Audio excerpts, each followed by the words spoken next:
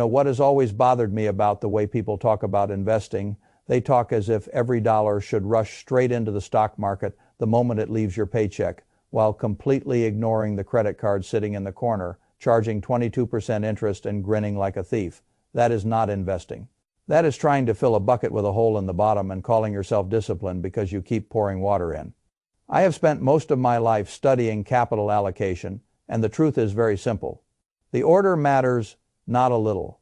A lot if you invest in the wrong sequence. You can work hard for years and still end up moving backwards without fully understanding why. Most people do not have a return problem. They have an order problem. I want to walk you through the order I would think about if I were starting from scratch today and wanted to build wealth the smart way. Not the exciting way, not the way that gets clicks, the way that gives you the highest probability of ending up with real financial strength. A lot of people want to begin with the glamorous part. They want to talk about stocks, crypto, private deals. The next great company, the next great trend. I understand the temptation. It is more fun to imagine a 10-bagger than it is to talk about cash reserves and employer paperwork. But that is exactly why so many people stay stuck. They want to decorate the house before they pour the foundation. If you do not have a proper sequence, you are not investing from strength. You are speculating while fragile. The first thing I would want in place before I invested aggressively is an emergency fund. I know that sounds dull. Dull is fine. Dull is underrated. Dull keeps you alive when life stops being polite. An emergency fund is not just a pile of cash for flat tires and broken appliances. It is psychological protection. It is what keeps a normal setback from becoming a destructive financial decision. When your car dies, your water heater explodes, or work turns uncertain, cash gives you time. Time is what prevents panic, and panic is what causes people to sell good assets at bad prices, run up high-interest debt, or raid retirement accounts and damage years of progress. A great many people are trying to invest while one emergency away from liquidation. That is not a good position to be in. The way I would approach it is simple. I would get to my first $1,000 as quickly as I could. Then I would build toward 1 full month of living expenses. After that, I would push toward 3 months. If your career is highly stable, you may be comfortable there for a while. If your work is cyclical, freelance, commission-based, or vulnerable to layoffs, I would want more. The point is not to hit some magical number that sounds impressive. The point is to create enough cash that a surprise does not knock you off the board. Once that basic reserve is in place, I would turn immediately to high-interest debt. When I say high-interest debt, I mean the kind that is quietly strangling your future while you pretend not to notice. Credit cards are the obvious villain, but personal loans and other expensive consumer debt belong in the same conversation. If you owe money at 22%, that debt is compounding against you at a rate most investors would be thrilled to earn. So when you put money into an index fund hoping to make 8% or 10% while ignoring debt costing you 22%, you are playing offense with one hand and bleeding with the other. That is not rational capital allocation. Every dollar you use to eliminate 22% debt is giving you a guaranteed 22% benefit. There is no market volatility attached to that. There is no need to wait for a quarterly report. There is no possibility that management disappoints or that sentiment turns against you. You remove the debt and the drag disappears. If I had multiple debts, I would line them up by interest rate, pay the minimum on everything, and attack the highest rate debt first. People sometimes choose the smallest balance method because it feels good to close accounts quickly. I understand the psychology, but if your goal is mathematical efficiency, the highest rate debt is where the extra money belongs. Now, there is one exception so important that I would insert it before debt elimination is fully complete. If your employer offers a retirement match, I would contribute enough to capture the full match, even while I am still cleaning up high-interest debt. Why? Because that is not a normal return. That is free money. If your employer matches 50 cents on the dollar or dollar for dollar up to a certain percentage, you are being offered an immediate gain that no sensible investor should ignore. A 50% or 100% instant return is extraordinary, so if the choice is between taking a guaranteed employer match and ignoring it completely, I would take the match, then direct everything else back toward killing the expensive debt. This is one of the places where order really matters. You do not need to max out the whole plan yet. You just need to contribute enough to get every match dollar available.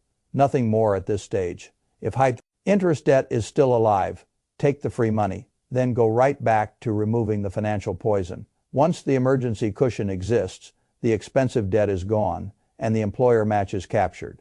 Then you enter the tax optimization stage. This is the part most people underappreciate because it is not flashy. But a dollar the IRS cannot touch every year has a way of outperforming a great many clever ideas. This is where I would look hard at an IRA. The reason is straightforward in many workplace retirement plans. Your menu is limited and your fees are higher than they should be. That may not sound like a major issue when your account is small, but fees are like termites. They do not announce themselves dramatically, they just keep eating. An IRA usually gives you more control, better choices, and often much lower cost index funds. That means more of the return belongs to you instead of drifting away to fund companies and administrators who are doing quite well already. Now you get to the classic question, traditional or Roth. I think people sometimes overcomplicate this. The real issue is whether you would rather pay tax now or later if you are in unusually high earning years and expect lower taxable income in retirement.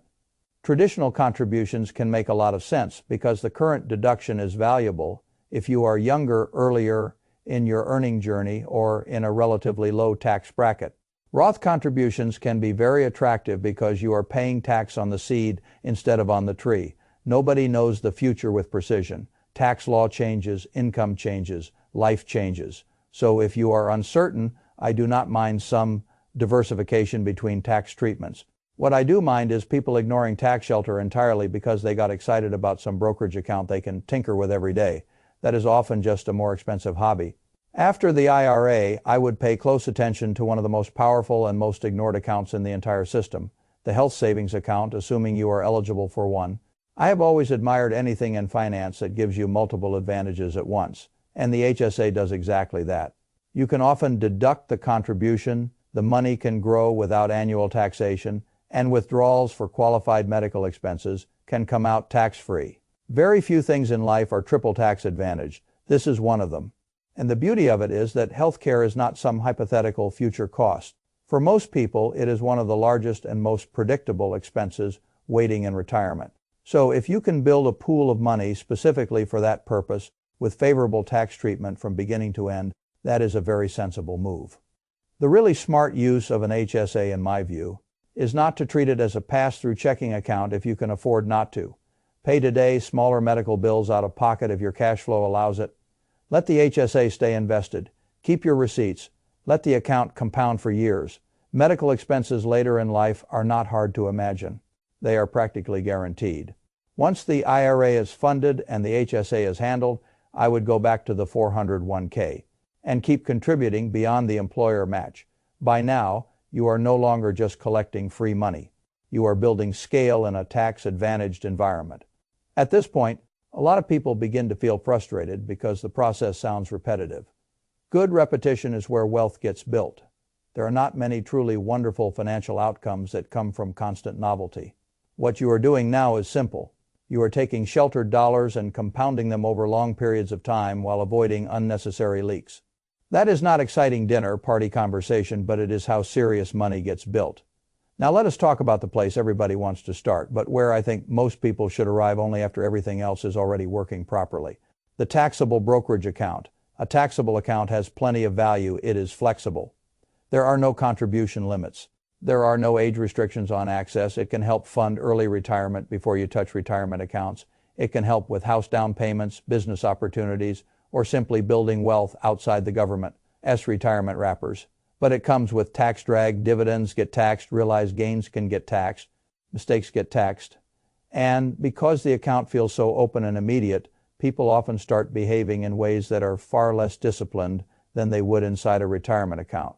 That is why I want it later in the sequence, not earlier. Once you are here, I still do not think you need to get fancy. A broad, low-cost index fund strategy will beat the behavior of most active investors over time because the average person simply cannot leave a good plan alone. They always want to improve it with unnecessary action. Usually they are just improving the broker's year. If you insist on individual stocks, do it with a small portion and do it only after the main machine is already built. The core should still be rational, diversified, and inexpensive. The whole point of the correct order is that each step reinforces the next one. The emergency fund protects the plan. Eliminating high-interest debt stops the damage. The employer match gives you an instant return. The IRA lowers your friction and your fees. The HSA gives you extraordinary tax efficiency. The 401k expands your sheltered compounding. The taxable account adds flexibility only after the foundation is solid. That is the sequence. And what makes it so powerful is not that any one step is magical by itself. It is that the full chain prevents unforced errors. Most people do not fail because they never heard of investing. They fail because they try to do advanced things on top of an unstable base. They want to own NVIDIA while their checking account is one appliance failure away from disaster. They want to debate Bitcoin while carrying revolving debt at rates that would embarrass a loan shark. They want to trade options when they have not even captured the full employer match. They want to skip the boring steps because the boring steps do not make them feel like investors. But the boring steps are the exact thing that separates a real investor from a hopeful gambler. I want to make one more point because it matters. This order is not just about maximizing dollars, it is about minimizing fragility. A person with no emergency fund, expensive debt, no tax planning, and a taxable account full of random positions can look like an investor on paper, but they are financially brittle. The first shock sends them backwards. A person with cash reserves, low debt, tax-advantaged compounding, and a disciplined sequence may not look exciting, but they are durable. Durable people stay in the game. And in investing, staying in the game matters more than looking clever. The truth is, most fortunes are not built by people making one brilliant move. They are built by people making a sensible move in the correct order for a very long time. So if I were giving you the shortest version of all of this, it would be this. First, get some cash between yourself and panic. Second, stop feeding high-interest debt. Third, never walk past free employer money. Fourth, use every sensible tax shelter you can before voluntarily handing more to the IRS. Fifth, only after that, build taxable investments with discipline and patience. If you do those things in that order, you do not need to be brilliant. You do not need to predict the next great stock. You do not need to outrun every market correction. You just need to keep allocating capital intelligently. That is enough. And in this business, enough done correctly for long enough is a whole lot.